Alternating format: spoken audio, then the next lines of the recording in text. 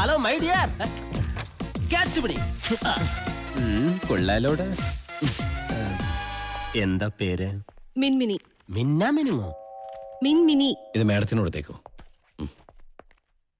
ചിമ്മിനി അല്ല മിൻമിനി, ആള് കൊള്ളാലോ. ഞാനിവിടുത്തെ MD ആയാൽ ഈ ക്യാബിനോട് ചേർന്ന് എന്നെ ഒരു ബെഡ്റൂമും കൂടി സെറ്റപ്പ് ആക്കുന്നുണ്ട്. എന്താ ഇവിടെ? ഞാൻ ഇനി ഇവിടെ തന്നെയല്ലേ. പണ്ട് പണിക്കർ സാർ ഇരുന്ന മുറിയായത്. ഞാൻ MD ആയാൽ പണിക്കർ സാർ ഇവിടെ തിരിച്ചെത്തും. ഓ, അപ്പൊ പണിക്കർ സാറ് പറഞ്ഞയച്ചാണല്ലേ സാറിനെ? അല്ല, ഞാൻ ഒറ്റയ്ക്കാ വന്നത്. ഞാനൊരൽപ്പം തിരക്കില്ല. എനിക്കൊട്ടും തിരക്കില്ല. ഇന്ന് മുതൽ നിന്റെ ജോലി എന്താണെന്ന് ഞാൻ പറയും. എന്താണാവോ? എന്നെ പുകഴ്ത്തൽ.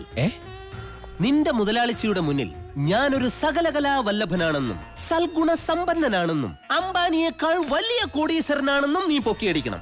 അത് കേട്ട് അവരുടെ മരുമകനായിട്ട് എന്നെ കിട്ടാൻ കൊതിക്കണം. പുകഴ്ത്തനെ. ഒരാൾ കൂടി എസ്കമ്യനായിട്ടുണ്ട്. വേണ്ട, ഞാനിപ്പോ കഴിച്ചോളൂ. ഇവിടെ വന്നിരിക്കും. ഇരിക്കാനായിരുന്നു. കടുപ്പം കൂട്ടി ഇങ്ങനെ അടിക്കാത്തൊരു ചായ, പഞ്ചാര കുറച്ച് മതിയേ. മാഡം, ഇദ്ദേഹത്തിന് മാഡത്തിനൊന്ന് പരിചയപ്പെടണോ? ഞാൻ ഹംസ. അല്ല, ഹംസൻ. ഹംസൻ MBBS. ഡോക്ടറാണല്ലേ? അല്ല, വക്കീല. നിനക്ക് മാത്രമേ വക്കീലാകാവോ? ബാക്കി പറ. ഇദ്ദേഹം വലിയൊരു കോടീശ്വരനാണ്. അതെ അതെ, അംബാനിക്കൊപ്പം പണക്കാരനാണ്. അംബാനിയേക്കാൾ.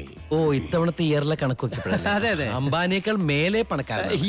ഇദ്ദേഹത്തിന് ഒരുപാട് ഫാക്ടറീസ്, സ്റ്റാർ ഹോട്ടൽസ്, ബാറുകൾ, എന്തിന് റിസർവ് ബാങ്ക് വരെ ഇദ്ദേഹത്തിന് സ്വന്തമായിട്ടുണ്ട്.